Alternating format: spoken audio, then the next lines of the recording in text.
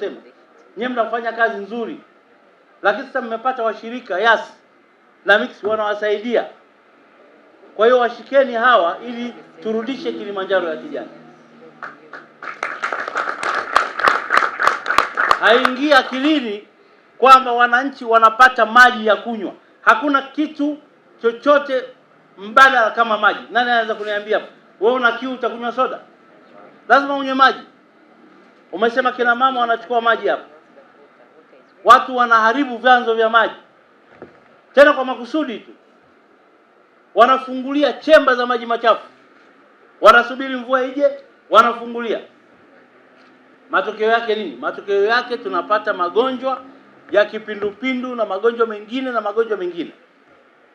Sasa leo hapa nimeambiwa niseme mkuu wa mkoa huu ni mimi, hayuko mwingine hapa.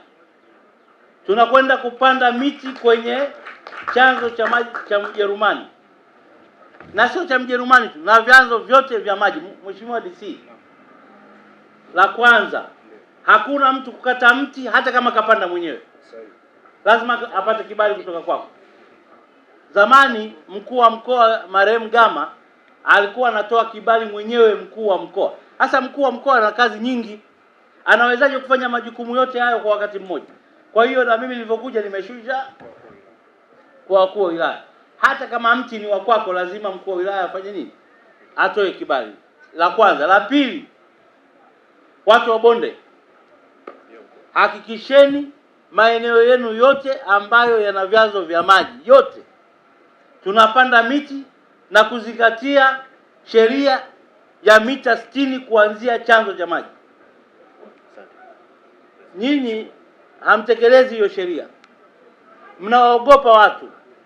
Sasa mimi nataka nikwambie leo, kuanzia leo hapa nataka niyaone mabango mita 60 kwenye vyanzo vya maji hapa mkoani, na sheria zipo, wachukulieni hatua. Yasi hawa Mix watakuwa wanatoa hela, WWF wanatoa hela, tunapanda miti, tunapoteza wakati. Kila siku tunakuja hapa, tunapoteza wakati. Hapa tumekuja kwa gharama kubwa sana. Gharama kubwa Yasi wametumia, Mix wametumia. Kwa kukubali kuwa nasi katika siku muhimu ambayo inaendeleza mazingira na kuhakikisha tunaacha urithi muhimu kwa vizazi vijavyo. Nipende kusema tuendelee kushirikiana wote, kwani bila mazingira bora hatuwezi kufanya shughuli zozote zile za biashara au shughuli nyingine zote. Kwa hiyo tuendelee kuungana kuhakikisha tunatunza mazingira ili tuache urithi bora, pia kesho yetu iwe salama zaidi. Asanteni.